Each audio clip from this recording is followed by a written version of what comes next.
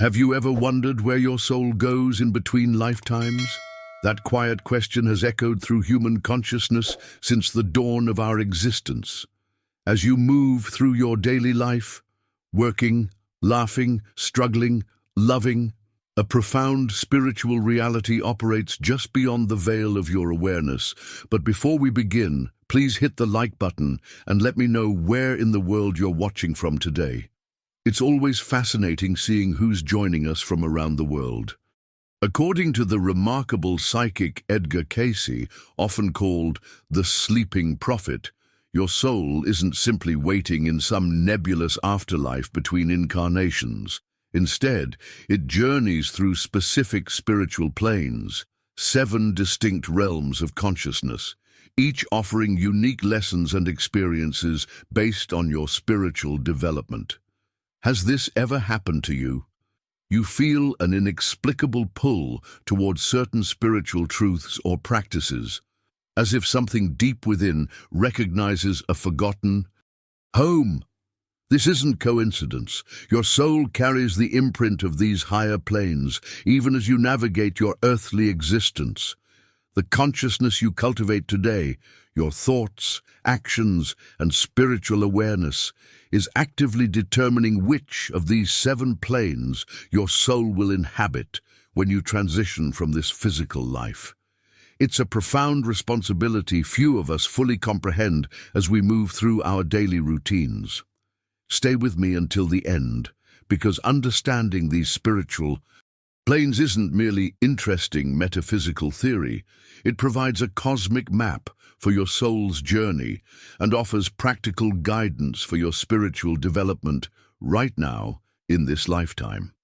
Edgar Cayce accessed these revelations during thousands of trance readings where his consciousness transcended ordinary limitations to access what he called the Akashic Records, the universal storehouse of all knowledge and experience.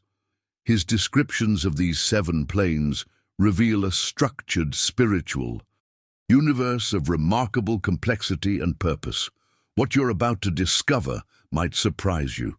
These planes aren't arranged randomly.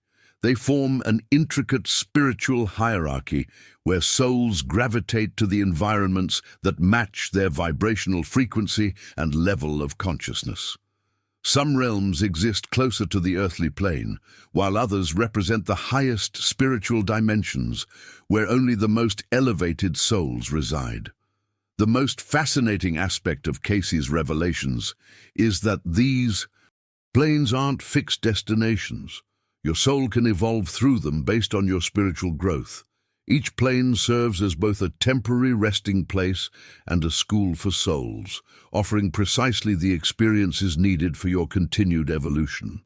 As we explore these 7 spiritual planes together, you might begin to sense which realm resonates with your current state of consciousness.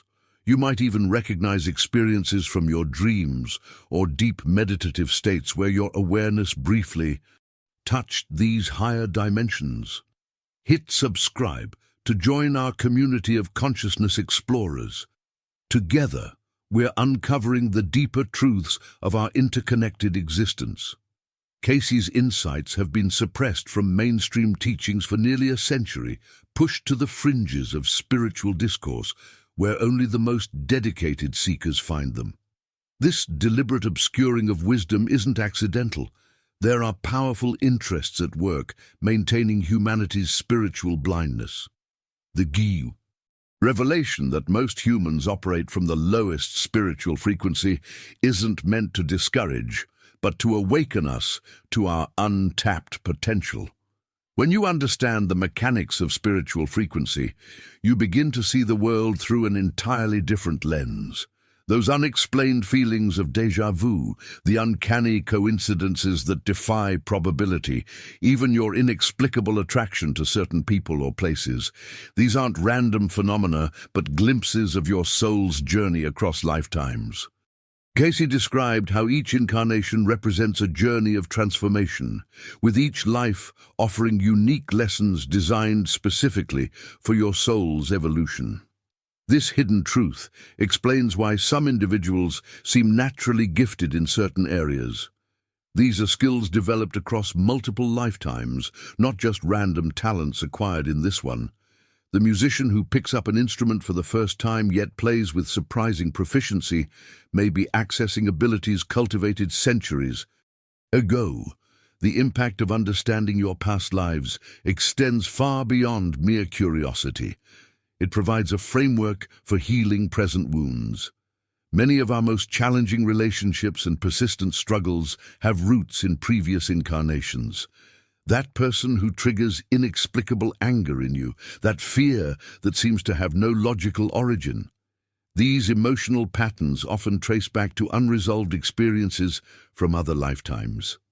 Cayce's readings revealed how our souls operate on a principle of balance, what some might call karma, though not in the simplified, punitive way it's often portrayed. Instead, it's about soul completion, learning, and growth. The universe doesn't punish, it teaches. Every challenge you face represents an opportunity to resolve an imbalance created in previous lifetimes. The most profound revelation in Cayce's work is that we are not passive participants in this process. We have agency. By raising our spiritual frequency through specific practices, we can access these memories, heal these wounds, and consciously direct our soul's journey. This represents a fundamental shift from being unconscious passengers on our life's journey to becoming active navigators. Now, I want to go even deeper into how Cayce's understanding of reincarnation differs from conventional religious teachings, and why this distinction matters profoundly for your spiritual development. The concept that our physical bodies are temporary vessels for an eternal soul challenges many foundational beliefs that have shaped Western society. If any of this resonates with your own unexplained experiences or intuitions, write "My soul remembers" in the comments below. Some souls, according to Cayce's readings, seem caught in a spiritual holding pattern. They return time and again, making the same mistakes, trapped in cycles of similar experiences without extracting the deeper wisdom. This phenomenon isn't a cosmic punishment, but rather reflects the soul's own choices and awareness level. I found it fascinating how Cayce described these cases with such compassion, not as failures, but as natural parts of a soul's journey. The 7 levels of consciousness Cayce outlined represent a profound roadmap of spiritual evolution. These aren't rigid categories, but fluid states of being that souls naturally progress through over many lifetimes. At the lowest levels, consciousness is primarily focused on physical survival and basic desires. These souls aren't lesser, they're simply at an earlier stage of their cosmic journey, much like how we don't judge a second grader for not understanding calculus. The middle levels bring expanded awareness, where individuals begin questioning their purpose and seeking meaning beyond material existence. This is where many of us find ourselves today, awakening to larger truths while still navigating the complexities of earthly life. The transformation can be disorienting, yet exhilarating, as the soul begins to recognize its greater identity. The highest levels represent rare states of consciousness where individuals achieve profound unity with the divine source. These enlightened souls often return voluntarily to help others, embodying what some traditions call bodhisattvas or ascended masters. Their presence serves as both inspiration and practical guidance for those still climbing the spiritual mountain. What strikes me about this framework is how it removes judgment from the spiritual journey. Each soul progresses at precisely the pace it needs, gathering exactly the experiences required for its evolution. The universe operates with infinite patience. There is no rushing this process, no failing, only learning at the perfect pace for each individual consciousness. Subscribe now to continue our journey into Cayce's wisdom and receive notifications when new spiritual insights are shared. The revelations in Cayce's readings suggest something even more profound. These levels aren't just theoretical constructs, but energetic realities that influence how we perceive and interact with our world. Your current level of consciousness literally determines what you're capable of seeing and understanding about reality. This explains why two people can witness the same event, yet walk away with entirely different interpretations. They're literally perceiving through different consciousness filters. Now I want to go deeper into how these consciousness levels intersect with our daily choices and relationships. The hidden patterns revealed in Cayce's work show us that every interaction is potentially a mirror reflecting our current spiritual development. If you recognize this pattern in your own life, how certain lessons keep appearing until you finally absorb their deeper meaning, write conscious evolution in the comments. I'd love to hear about your experiences with these recurring life lessons. These earthbound souls often don't realize they've created their own spiritual confinement. The ego, that persistent voice of separation, convinces them they are their possessions, achievements, and social status. This attachment becomes the invisible chain that binds them to the material plane even after physical death. It's a profound transformation that occurs so subtly that many never recognize the prison walls they've built around themselves. What's truly remarkable is the timeline of this spiritual stagnation. Some souls have remained trapped in these lower vibrational states since the fall of Atlantis, over 12,000 years of existence without progression. Imagine the weight of that journey. Civilizations rising and falling, technologies advancing, yet these souls remain fixated on the same material desires that anchored them millennia ago. The hidden truth behind this spiritual stagnation isn't punishment from a higher power. Rather, it's the natural consequence of choices made repeatedly across lifetimes. These souls aren't condemned by anyone but themselves, clinging to outdated patterns, refusing to release attachments that no longer serve their evolution. This creates a fascinating paradox in the spiritual landscape. While the universe constantly expands and evolves, these souls have created their own pocket of stagnant energy, a self-imposed limbo where growth remains elusive because they cannot release what they believe defines them. Now, I want to go even deeper into this phenomenon. The earthbound condition reveals something profound about consciousness itself. These souls aren't merely stuck, they're experiencing a form of spiritual inertia that defies the natural flow of universal expansion. Their resistance creates a kind of energetic friction that actually requires more effort than movement would. What's particularly revealing is how these attachments manifest in the between-life state. Without physical bodies to gratify their desires, these souls experience a persistent sense of longing without fulfillment, a spiritual hunger that cannot be satisfied in their disembodied state. Yet they refuse to release these desires, creating a cycle of frustration that can span millennia. The impact of this condition extends beyond individual souls. These stagnant energies create pockets of density in the collective field that affect everyone. They become like spiritual gravity wells, sometimes pulling other vulnerable souls into similar patterns of attachment and material fixation. If you've ever felt an inexplicable heaviness in certain locations or around specific objects with complex histories, you might be sensing the residual energy of these earthbound souls, their fingerprints on the collective consciousness that we all share. If this explanation of spiritual stagnation resonates with your own experiences or observations, write in the comments, "I've felt this gravity before." This cycle of repetition stems from what I call spiritual amnesia, the inability to recognize that we're walking the same paths, having the same realizations, but never truly integrating them into our being. It's like reading the same book over and over, but forgetting the plot each time you restart. The transformation happens when we break this cycle. Cayce's consciousness mirror technique is fascinating because it doesn't just tell you where you stand, it reveals the invisible barriers you've created. When practicing this technique, you sit in complete stillness and imagine yourself standing before a vast mirror. This isn't a physical reflection, but rather a gateway that shows you your energetic imprint across dimensions. The clarity of your reflection indicates your ability to access higher realms.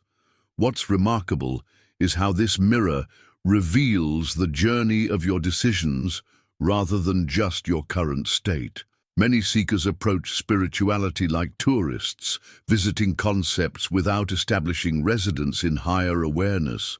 The hidden truth is that most spiritual practices don't fail because they're invalid. They fail because we approach them with the same consciousness that created our limitations. I discovered something profound when researching these ancient wisdom traditions. The texts often describe watchers or gatekeepers between realms.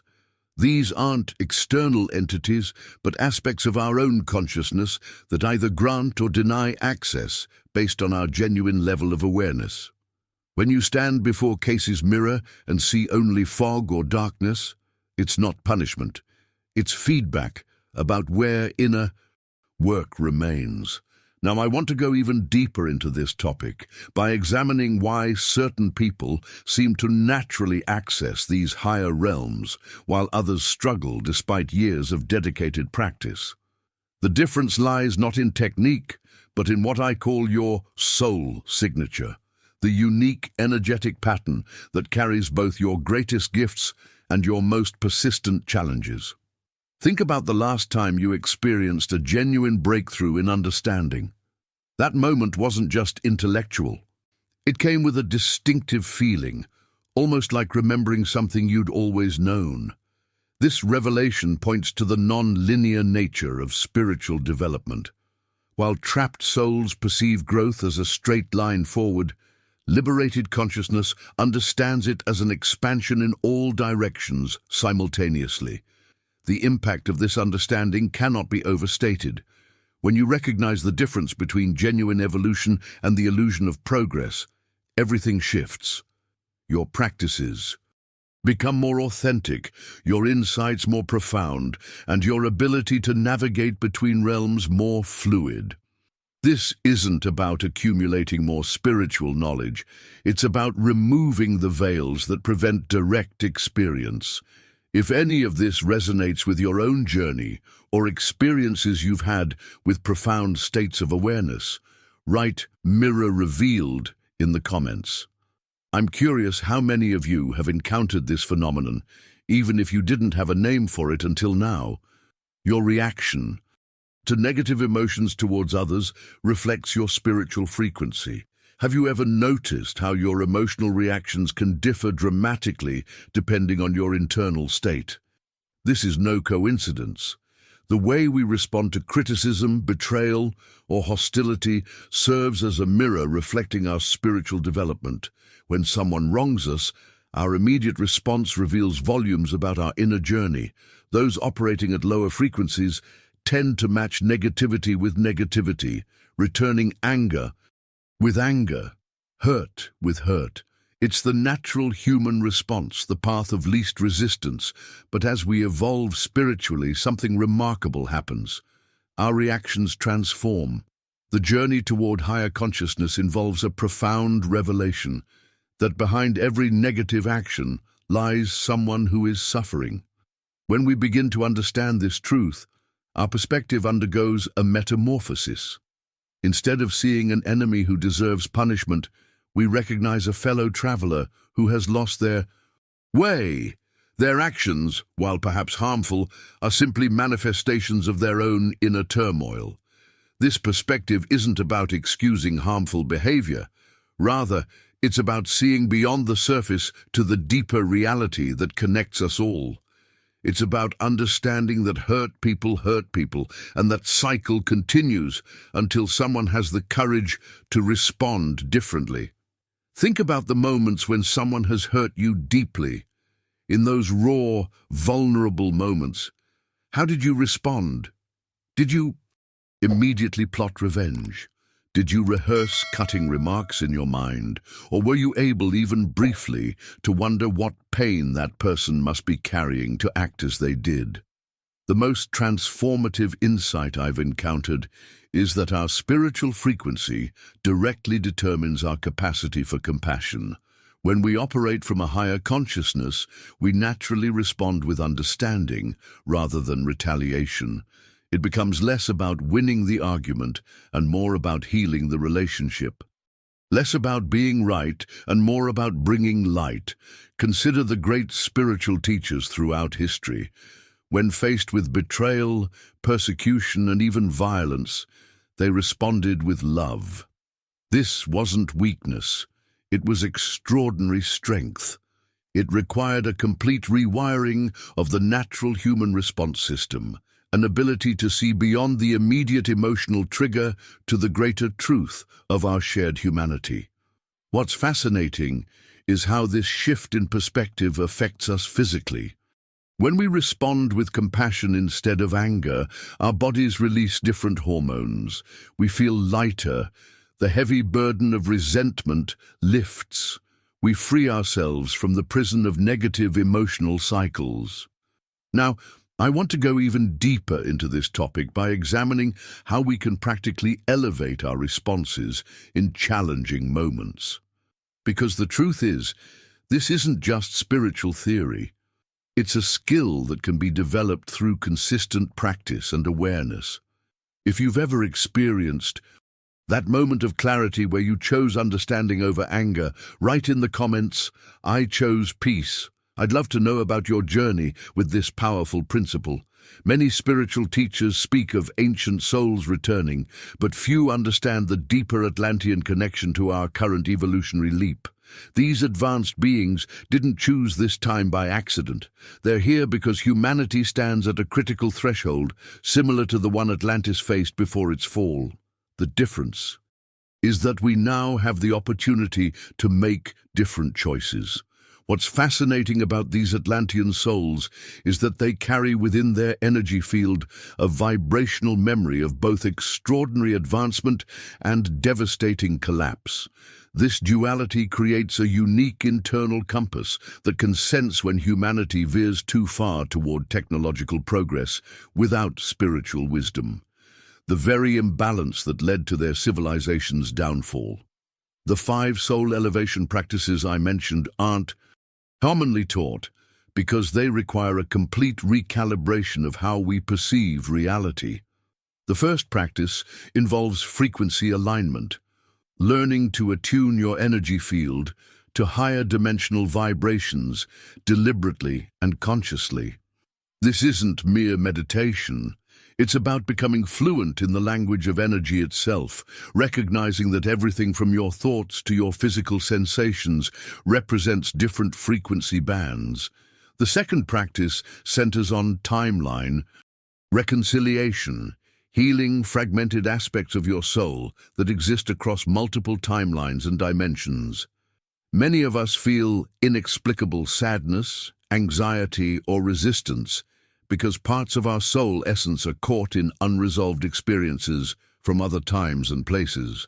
By working with these fragments consciously, you accelerate your evolution exponentially.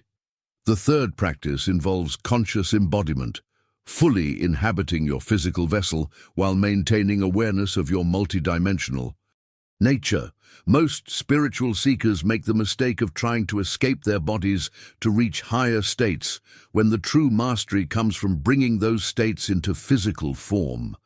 Now, I want to go even deeper into this profound transformation process by exploring the fourth practice, which involves working with what ancient mystery schools called the void point, the quantum field of infinite possibility that exists between thoughts. This is where manifestation begins, but accessing it requires dissolving the boundaries between observer and observed, creating a unified field of consciousness from which new realities can emerge. The ancient Atlanteans understood that these practices weren't separate techniques, but a unified system for consciousness evolution, each one building upon and enhancing the others. The remarkable thing is that when applied with dedication and clarity, these methods can compress evolutionary journeys that typically take hundreds of lifetimes into a single incarnation. This acceleration is precisely what's needed now, as our planet undergoes its own consciousness revolution. The hidden truth is that these returning Atlantean souls carry within their energetic makeup the codes for this compressed evolution, and their presence activates similar potential in those around them. If you're feeling a deep resonance with what I'm sharing, perhaps even experiencing physical sensations like tingling or warmth, write in the comments, "I recognize this wisdom." This might indicate you're one of these souls, or that you're being called to work with these evolutionary frequencies in your own journey. The fascinating thing about material success is how it acts as a spiritual litmus test. When we achieve something tangible, a promotion, a new house, financial abundance, it creates an energetic crossroads. One path leads to gratitude and expansion, while the other leads to ego inflation and spiritual contraction. I've observed this countless times, both in my own journey and in others. Material success isn't inherently problematic. It's the relationship we form with it that determines its spiritual impact. Think about the last time you achieved something significant. Did you immediately feel the urge to share it on social media?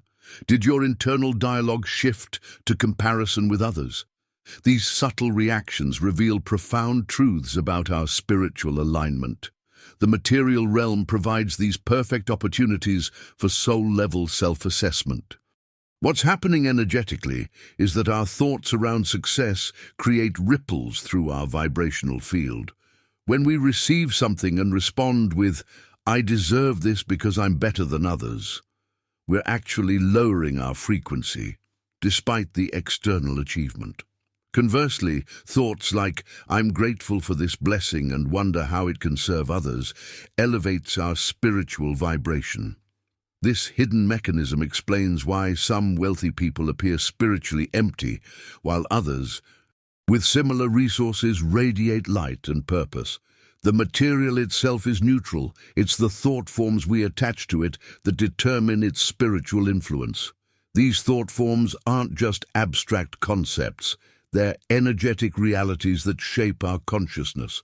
Now, I want to go even deeper into this topic by exploring how we can navigate material success mindfully. The ancient wisdom traditions weren't against wealth. They were against attachment to wealth. There's a world of difference between having things and being had by things. When we achieve material success, we face an invitation to spiritual maturity rather than a test we might pass or fail. Your thoughts act as continuous broadcasts into the universe, setting your spiritual frequency like tuning a radio. If your internal dialogue around success centers on scarcity, "I need to protect this," or superiority, "This proves my worth," you're tuning to lower frequencies despite your external achievements. But thoughts of abundance, service, and interconnection tune you to higher realms, creating an upward spiral where material and spiritual success harmonize rather than conflict. This represents one of life's most transformative revelations. The material realm isn't separate from the spiritual. It's a physical manifestation of it, providing perfect opportunities for evolution. Every dollar, every achievement, every material gain carries this potential for either spiritual advancement or regression. If you're resonating with this perspective on how our thoughts shape our spiritual reality around material success, write in the comments, "I'm mindfully navigating both worlds." Accepting our personal darkness isn't just about acknowledging it, it's about having the courage to look at those shadowy parts of ourselves that we'd rather keep hidden. I've noticed in my own journey that the moments I've grown the most weren't when everything was going well, But when I was forced to confront aspects of myself, that made me uncomfortable. Think about it. How many of us walk around carrying unaddressed wounds, pretending they don't affect our daily decisions? The truth is, these hidden aspects influence everything, from how we react to criticism to the relationships we choose to maintain. This shadow work isn't glamorous, but it's where real transformation begins. What fascinates me is how individual healing creates ripple effects in our collective experience. When you commit to working through your own judgment, fear, or anger, you're literally reducing the amount of negativity circulating in our shared human experience. It's like each person who does their inner work is helping to clean a polluted lake. Drop by drop, the water becomes clearer. Have you ever noticed how being around someone who's done significant inner work feels different? There's a certain lightness, an authenticity that can't be faked. These people create spaces where others naturally feel safer to be themselves. This isn't coincidental. It's the direct result of someone who's faced their demons instead of projecting them onto others. The hidden truth here is that personal healing isn't selfish. It might be the most selfless thing you can do. By addressing your own darkness, you're breaking cycles that might otherwise continue for generations. You're making conscious what was unconscious, bringing awareness to patterns that have operated in the shadows, perhaps for centuries, through your ancestral line. This journey requires tremendous honesty. It means looking at how you might contribute to problems you've always blamed on others. It means recognizing when you're acting from wounded places rather than your authentic center. These revelations can be humbling, even painful, but they're doorways to genuine growth. What's particularly powerful is when we create communities where this kind of inner work is normalized and supported. When we can share our struggles without shame, something profound happens. We realize we're not alone in our darkness. The very aspects we thought made us unworthy become bridges of connection to others who've walked similar paths. Now, I want to go even deeper into how this individual shadow work creates measurable shifts in our collective experience.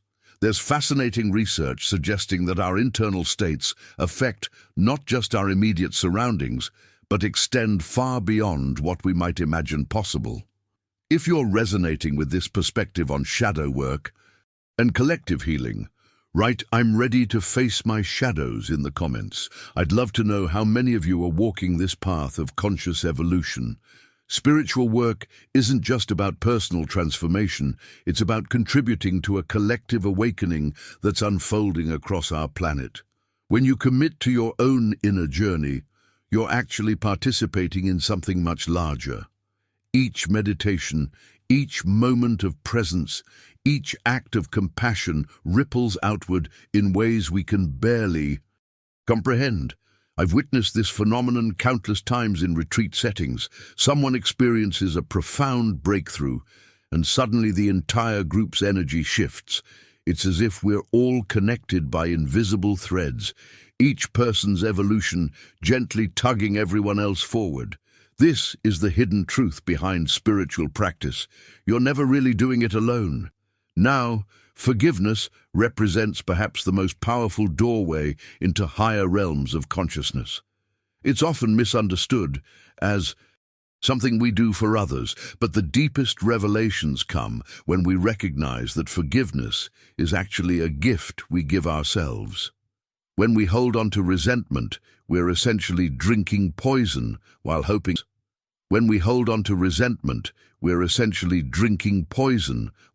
someone else will feel the effects. The journey toward genuine forgiveness isn't linear. It's more like peeling back layers of an onion, each one revealing more subtle forms of attachment and hurt. What makes this process so transformative is how it completely reconfigures our internal landscape. Spaces once filled with heaviness and contraction suddenly open up, creating room for something new to emerge. I remember working with a woman who had carried decades of resentment toward her father. The impact of this burden was evident in everything from her physical health to her intimate relationships. When she finally experienced true forgiveness, not the intellectual kind, but the bone-deep knowing that holding on no longer served her, the shift was palpable. Her entire presence changed, as if she'd shed an invisible weight she'd been carrying her whole life. The real power of forgiveness lies in its ability to dissolve the boundaries of the separate self. In those profound moments of letting go, we often glimpse something beyond our personal story, a vast field of awareness where all is interconnected. This is the gateway to those higher spiritual realms that mystics have pointed to throughout history. Now, I want to go even deeper into this relationship between individual spiritual practice and collective evolution.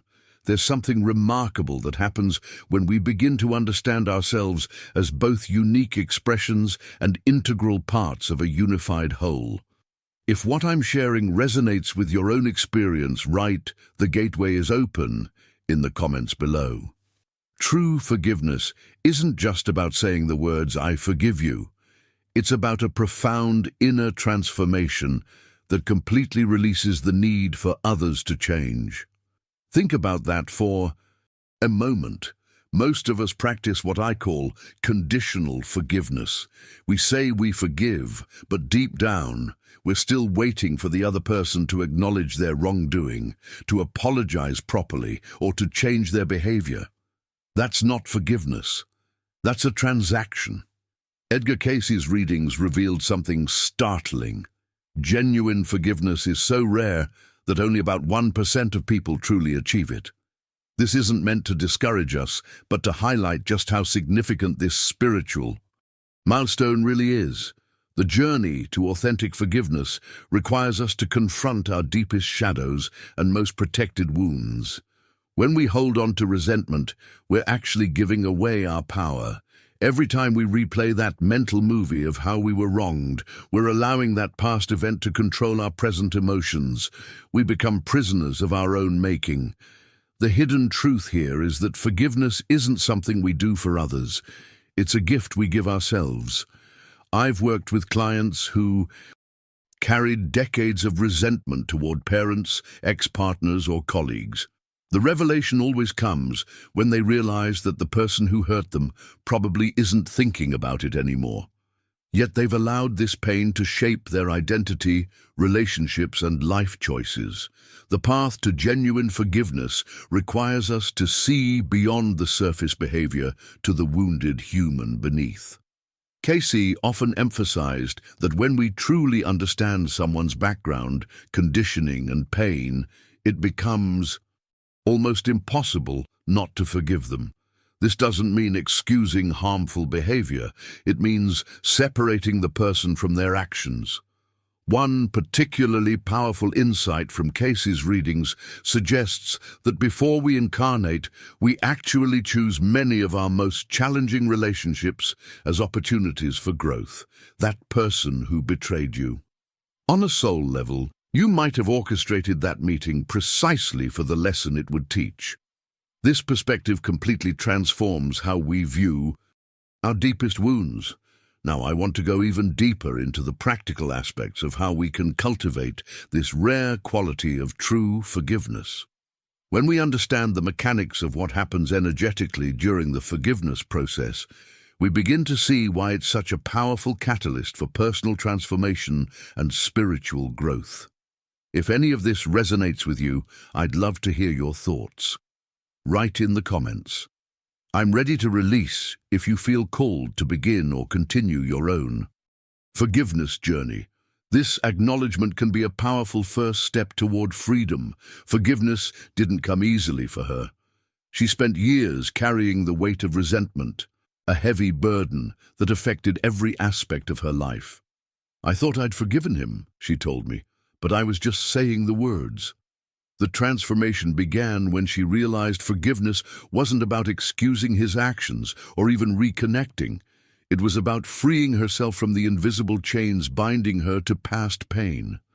What happened next reveals the hidden power within all of us.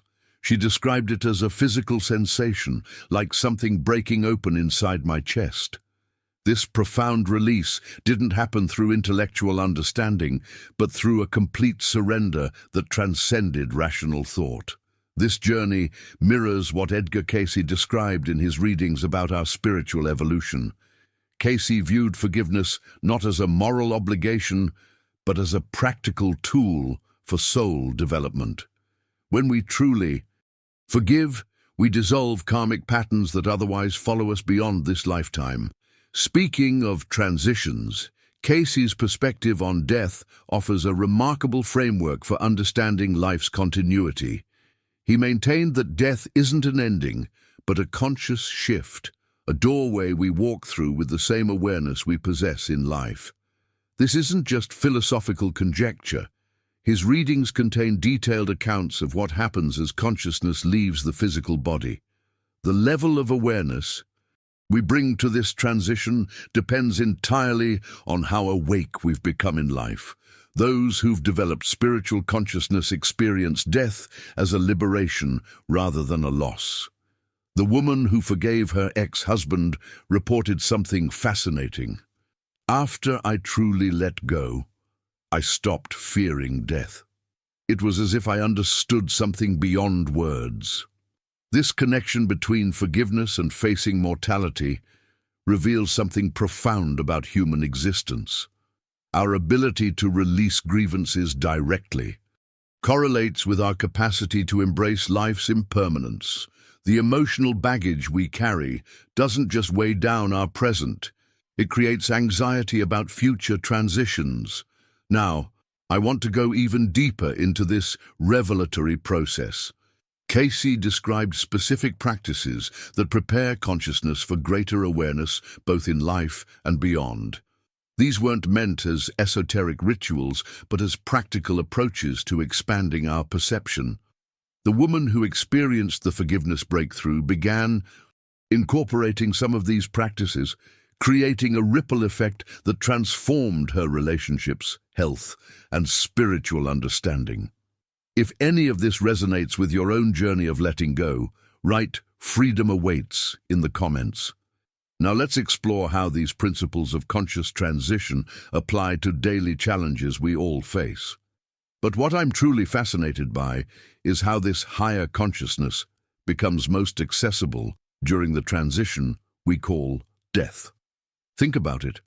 As the attachment to physical existence loosens, many report experiencing an expanded awareness that's beyond anything we know in daily life. This expanded state is what potentially allows consciousness to select its next experience.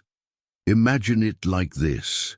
As you exit the theater of one life experience, there's a moment where you stand in the lobby of infinite possibilities. In that expanded awareness, your consciousness naturally gravitates toward experiences that resonate with your soul's development needs. This isn't predestination, but rather a profound alignment with what your consciousness seeks to understand next. What's perhaps most revelatory about this perspective is how it transforms our understanding of time itself. When we consider consciousness as operating in an eternal now, time as we understand it becomes more of a perceptual framework than an absolute reality. Each moment contains the fullness of existence, but our awareness typically filters out all but a narrow slice of it. I found that this understanding creates an interesting paradox in everyday life. The more I recognize time as a construct of perception, the more meaningful each present moment becomes. It's reminiscent of what ancient wisdom traditions have always taught, that true presence in the now is the doorway to expanded consciousness, even while we're still embodied in this physical form. This journey toward understanding consciousness has deeply impacted how I navigate daily decisions. When faced with choices I often wonder which option allows my consciousness the greatest expansion, rather than just which option benefits me most. It's a subtle but transformative shift in decision-making. Now, I want to go even deeper into this topic by exploring what happens when we deliberately cultivate higher states of consciousness while still alive.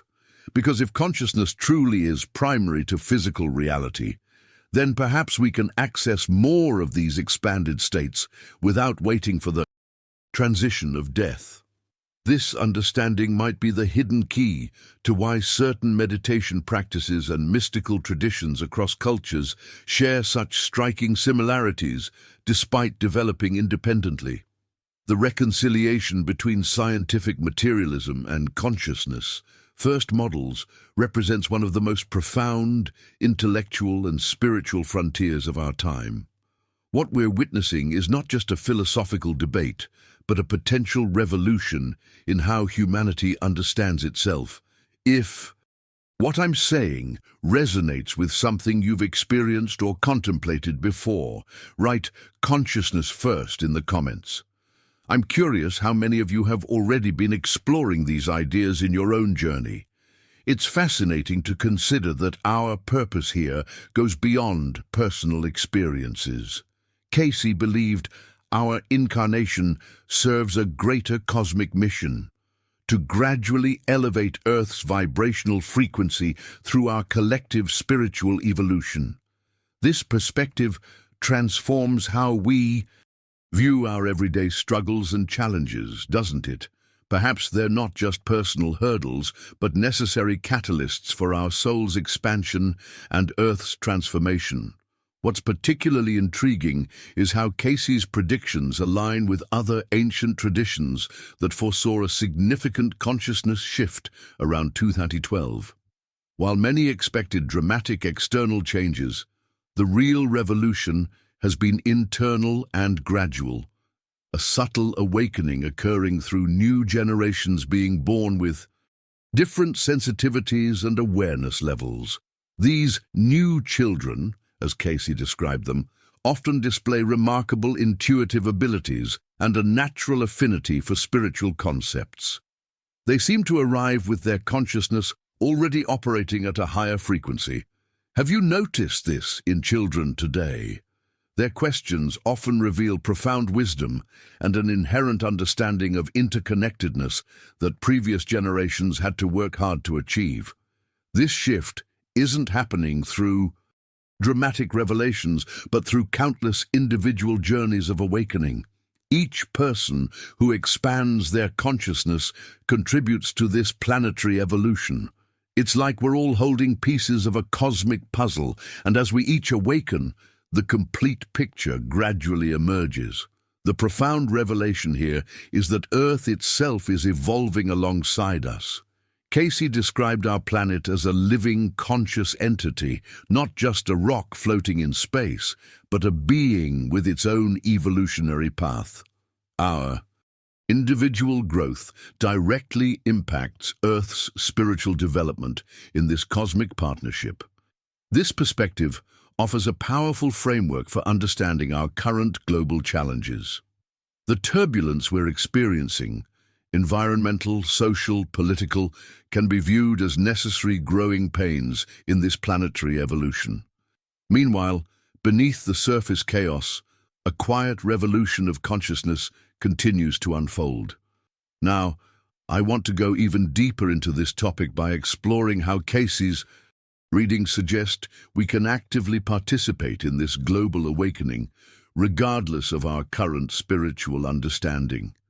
There are specific practices he recommended that anyone can incorporate into daily life to contribute to this collective transformation. If this concept of being part of Earth's spiritual evolution resonates with you, write "Cosmic Mission Accepted" in the comments below.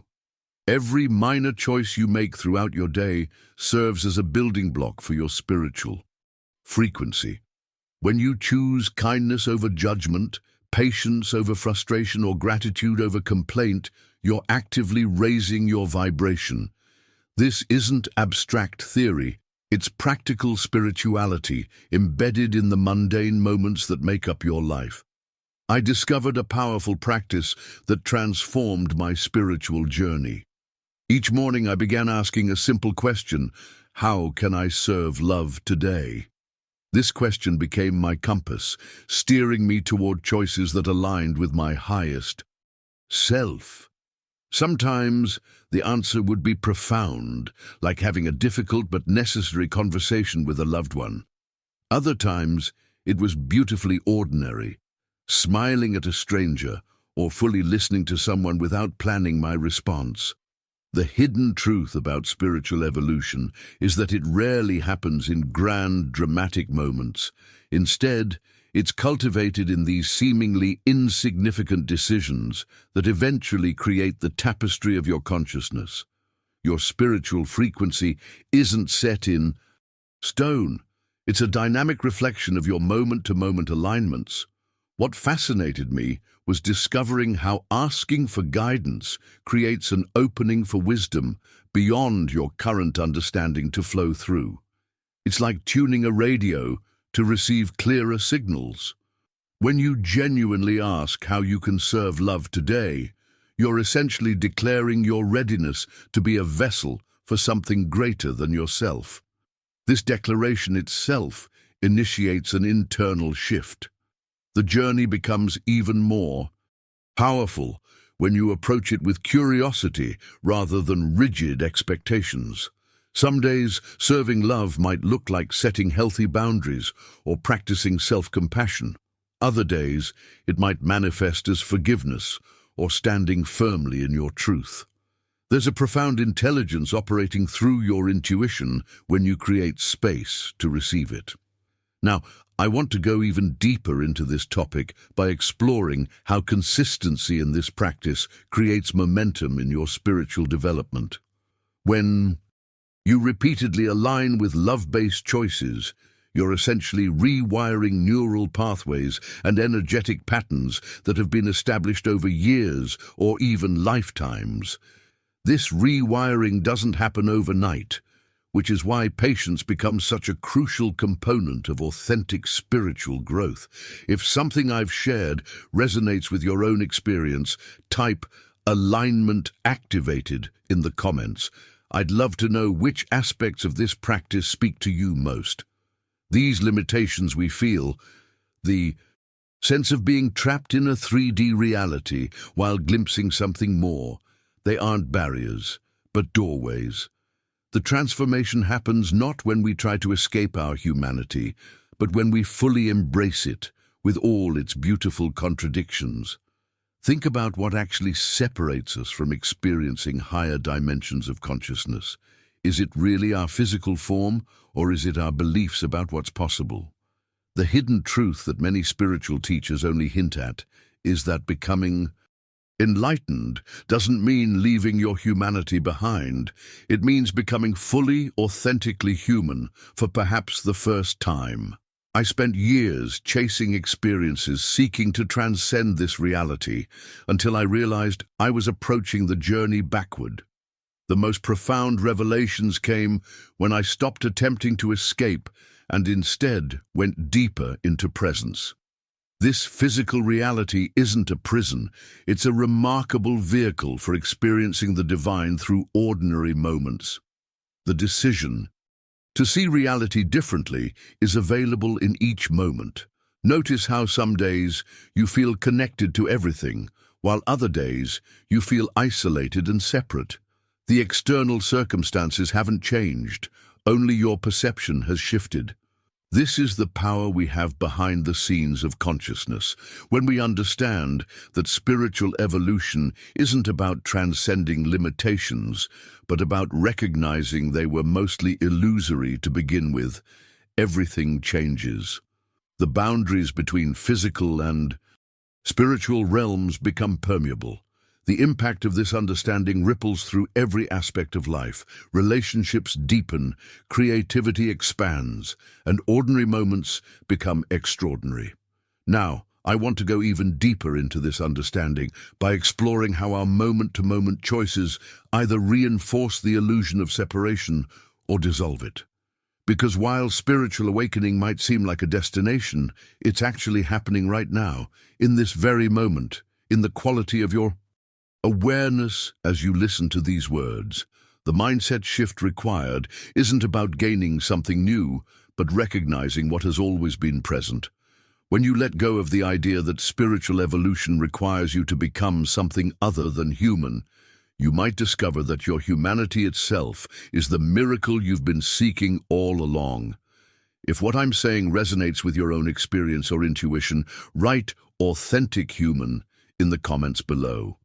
Now, I want to go even deeper into this profound concept of being spiritual beings having human experiences, not the other way around. When we fully embrace this understanding, something remarkable happens to our perception of daily struggles. They're no longer just frustrating obstacles, but become meaningful stations on our soul's journey. Cayce spoke often about the hidden transformation that occurs when we shift from identifying primarily with our physical form to recognizing our eternal spiritual nature. This isn't just philosophical theory. It's a practical mindset revolution that changes how we process everything from a difficult conversation with a coworker to major life challenges. We begin to ask different questions. What is this teaching me? Rather than, why is this happening to me? The practice of forgiveness that Cayce emphasized operates on multiple dimensions simultaneously. On the surface, it frees us from carrying the heavy burden of resentment. But on a deeper level, it actually dissolves karmic bonds that might otherwise bring our souls back to repeat similar lessons. Think of forgiveness as spiritual efficiency, handling your soul's business in this lifetime rather than postponing it to the next. Service to others creates a fascinating ripple effect in our spiritual development. When we help someone else, we're not just improving their circumstances, we're activating higher frequencies of consciousness within ourselves. This is why genuine acts of service often feel so fulfilling. It's not just emotional satisfaction, it's your soul recognizing its authentic expression. Love, in Cayce's framework, goes far beyond romantic attachment or even familial bonds. It's the fundamental force of creation itself, flowing through all beings. When we consciously channel this energy, we align with the most powerful current in the universe. This alignment doesn't just benefit our spiritual growth, it actually creates harmony in our physical bodies and circumstances. What's particularly revealing about Cayce's teachings is how they bridge ancient wisdom with scientific understanding. Long before quantum physics began suggesting the interconnectedness of all things, Cayce was describing the universe as a web of consciousness, where every thought creates ripples of effect. His insights about energy fields anticipated discoveries about the electromagnetic nature of human bodies by decades. The fundamental revelation here is that soul freedom isn't something we achieve after death. It's available right now through conscious choices. Every time we choose love over fear, forgiveness over resentment, or service over selfishness, we're voting for our soul's liberation. These aren't just nice ideals, they're practical tools for spiritual evolution. If any of these concepts resonate with your own inner knowing, type "soul awakening" in the comments. Now, let's explore how these principles can be applied to specific life challenges. This mirror test offers more than just a spiritual checkup. It's a gateway to understanding how deeply interconnected we truly are. When you stand before that mirror and truly see yourself, you're witnessing not just your individual journey, but your place within the greater cosmic tapestry. The revelations that emerge during these moments of self-reflection often highlight where our souls need nurturing. Perhaps you notice how your energy shifts when certain thoughts arise. That's your consciousness offering valuable feedback. These subtle signals aren't random. They're guideposts illuminating your path forward. What makes this process so transformative is recognizing that the growth areas revealed aren't flaws to be fixed, but doorways to greater alignment. When you discover, for instance, that you struggle with patience, you're not merely identifying a personal shortcoming, you're uncovering a dimension where your soul seeks expansion. This connection to the collective cosmic consciousness means your individual healing creates ripples that extend far beyond yourself. Each insight gained, each pattern released, contributes to the elevation of human consciousness as a whole. It's a profound responsibility when you think about it. Your personal growth journey impacts countless others, most of whom you'll never meet. Consider how often you felt inexplicably drawn to certain practices or teachings. That magnetic pull isn't coincidental. It's your soul recognizing what it needs through its connection to universal wisdom. The collective consciousness serves as both library and guide, offering precisely what each soul requires at the perfect moment. The journey becomes even more fascinating when we observe how synchronized our growth can be with others. Have you ever noticed how you and a complete stranger might be working through similar life lessons simultaneously? These synchronicities highlight the orchestrated nature of spiritual evolution. We're all playing different instruments in the same cosmic symphony. Now, I want to go even deeper into how this interconnection manifests in our daily experiences. The mirror test reveals not just individual patterns, but collective ones, showing us how we serve as reflections for one another in this grand dance of consciousness. Each interaction becomes an opportunity to witness another facet of the universal mind expressing itself through human experience. What's particularly beautiful about this perspective is how it transforms our understanding of relationship dynamics and life challenges. Nothing exists in isolation when viewed through this lens of cosmic connection. If something in this resonates with your experience, write "connected consciousness" in the comments. I'd love to hear your thoughts on this profound aspect of our shared reality. The ripple effect of each choice extends far beyond our immediate perception. When I chose a path of courage and authenticity, I witnessed how it inspired others to examine their own lives. That's the hidden truth about human connection. We're all participating in a vast web of influence, whether we realize it or not. Consider the mindset shift that occurs when we truly grasp this responsibility. It's not about pressure or perfection, but awareness. The decisions you make today, however small they seem, contribute to the tapestry of human experience. When you choose forgiveness instead of resentment, you're not just liberating yourself. You're introducing more healing energy into our collective consciousness. This journey toward greater awareness reveals something profound about our nature. We often underestimate our capacity for transformation. I've seen people who believed themselves incapable of change completely reinvent their lives once they understood the power they held in their everyday choices. The revelations come not from grand gestures, but consistent small actions aligned with deeper values. Behind the scenes of every major social evolution are millions of individual shifts in perspective. The civil rights movement, environmental awareness, technological innovation, all began with personal awakenings that spread from person to person. This is how human consciousness evolves, not through sudden leaps, but through countless individual realignments toward greater truth. What fascinates me is how this process accelerates when we become intentional about it. When you consciously choose to bring more compassion, creativity, or courage into your interactions, you create a template that others can recognize and adopt. Your authentic expression becomes an invitation for others to do the same. The impact of this approach extends into every area of life. Relationships deepen when built on conscious choice rather than obligation or habit. Work becomes more meaningful when aligned with your values. Even the challenges we face collectively become opportunities for growth rather than sources of division. Now, I want to go even deeper into this. understanding, by examining how we can practically implement this awareness in our everyday lives. The beauty lies in recognizing that we don't need to wait for perfect circumstances to begin. Each moment offers a fresh opportunity to choose differently. Type in the comments, "I'm ready to choose consciously," if you're feeling inspired to be more intentional about the choices you make each day.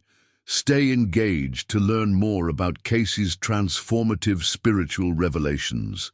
These deep connections between the individual and the collective consciousness point to something profound in Cayce's work, the revelation that none of us are truly isolated beings. When you make a spiritual breakthrough in your personal journey, you're not just changing yourself, you're contributing to humanity's hidden evolution. What's particularly fascinating about Cayce's understanding is how he viewed our interconnectedness across time. In his readings, he repeatedly suggested that souls encounter each other across multiple lifetimes, working through karmic patterns and relationships until resolution occurs. Think about that. The challenging relationship you're navigating today might be the continuation of soul work begun centuries ago. This perspective transforms how we might approach our daily decisions. That seemingly small choice to forgive someone who wronged you. In Cayce's framework, it's not just personal healing, it's potentially breaking a karmic pattern that might have persisted across multiple incarnations. The ripple effects of such decisions extend far beyond what we can immediately perceive. Now, I want to go even deeper into this remarkable aspect of Cayce's work. His readings frequently described what he called thought forms, the idea that our consistent thoughts and intentions actually create energetic patterns that influence the material world. This concept predates modern understandings of neuroplasticity and the science of how our thoughts shape our experience, yet aligns remarkably well with contemporary research. The revelations in Cayce's work suggest a universe far more responsive to consciousness than the mechanical model proposed by conventional science. He described a reality where the boundary between mind and matter is permeable, where prayer and meditation create tangible shifts in the fabric of existence itself. Perhaps most striking in these teachings is the emphasis on practical application.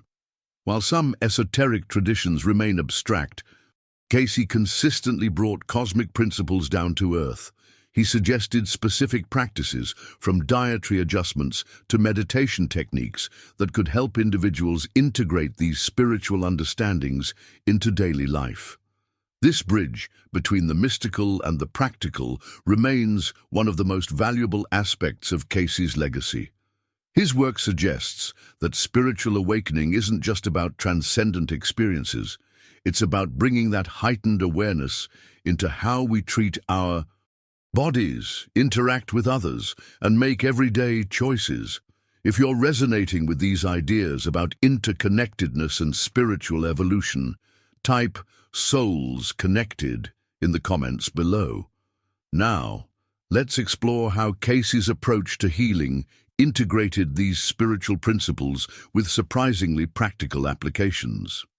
If you've stayed with me to this point, I think we're truly exploring something meaningful together. This journey through Cayce's understanding of our interconnected consciousness isn't just intellectually fascinating, it's potentially life-changing when applied. I'd love to continue this conversation with you through more videos. If you found value in these insights about our spiritual interconnectedness, consider subscribing to join our community of seekers. The topics we explore here go beyond surface-level spirituality to examine how these principles can transform our daily lives. If something in this message resonated deeply with you, let me know by typing "Souls Connected" in the comments. Your engagement helps me understand which aspects of these teachings are most meaningful to you. And if you appreciated this perspective on Cayce's work, a simple like helps others discover these ideas too. not because I'm asking for approval, but because it creates wider ripples in our collective understanding. I've prepared another exploration of Cayce's most practical healing techniques that pairs perfectly with today's discussion. Click the video. Appearing now to continue our journey together into how these